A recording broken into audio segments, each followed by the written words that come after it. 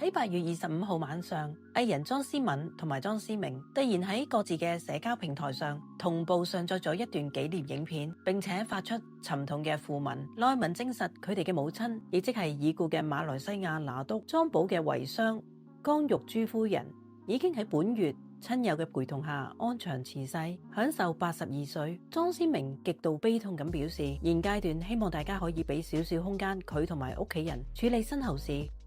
暫時不便打擾。消息一出，一眾圈中好友同埋網民都紛紛湧入留言區，為莊媽媽送上最後嘅祝福，願逝者安息。不過有長期關注聽娛樂嘅電視迷應該都記得，楊明同埋莊思明呢一段長跑多年嘅感情，其實由結婚前開始就已經經歷咗無數次嘅波折同埋考驗。事實上，兩人早喺幾年前呢已經有計劃結婚，點知一開始就遇上全球疫情大爆發，導致所有跨國婚禮行程呢都被迫無限期拖延。好不容易咁等到疫情過去啦，正當兩人準備重啟婚禮之際呢，莊思明嘅馬來西亞拿督父親莊寶不幸因病離世。為咗守孝以及尊重父親，兩人嘅婚事無奈之下只能夠再次宣告延期。經歷咗疫情阻滯同埋痛失慈父兩大打擊，兩人嘅婚禮一拖就拖咗好多年。當時唔少網民都感嘆，佢哋想結個婚啫，背後嘅風波真係多到一雙手都數唔晒。經歷咗無數風波之後，就喺短短1個月，終於喺今年嘅8月2號，兩個人好不容易咁樣排除咗所有困難，高調飛咗去馬來西亞吉隆坡舉行咗盛大嘅婚禮，正式宣布拉埋天窗。當時莊媽媽雖然身體已經非常之虛弱，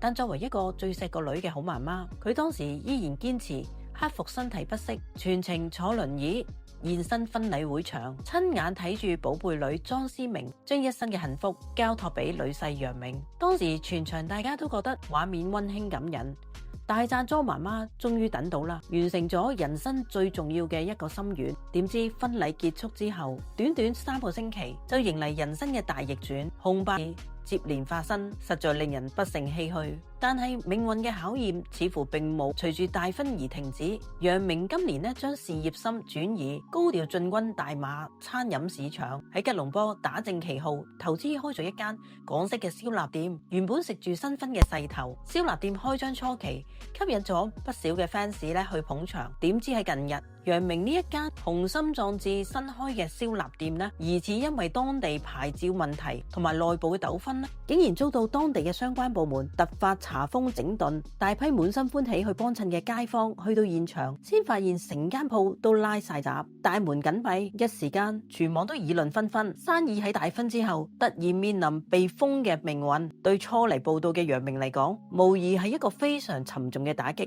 由婚前撞正疫情，經歷拿督父親過世，到本月初好不容易喺吉隆坡大婚，再到新婚未滿月，海外投資嘅燒臘店就突然被查封。冇耐之後，外母江玉珠夫人亦沉痛離世。對呢一連串嘅接連大逆轉都紛紛感嘆，覺得佢兩公婆由婚前到婚後真係風波不斷，流年不利。雖然亦都有啲網民喺私底下議論紛紛，甚至聯想到一啲唔係咁好嘅字眼，但絕大多數理性嘅網民都力撐生老病死係人生嘅必經階段。莊媽媽臨走前能夠親眼睇住個女出嫁，已經係最大嘅福氣。而做生意遇到阻滯，亦都係常見嘅商場風波，兩者唔應該混為一談。無論如何，面對母親離世同埋生意嘅考驗，希望楊明同埋莊思明可以互相扶持，堅強面對。睇完今日嘅聽娛樂，歡迎喺下面留言區發表你哋嘅意見啦！我哋下條片再見，聽娛樂。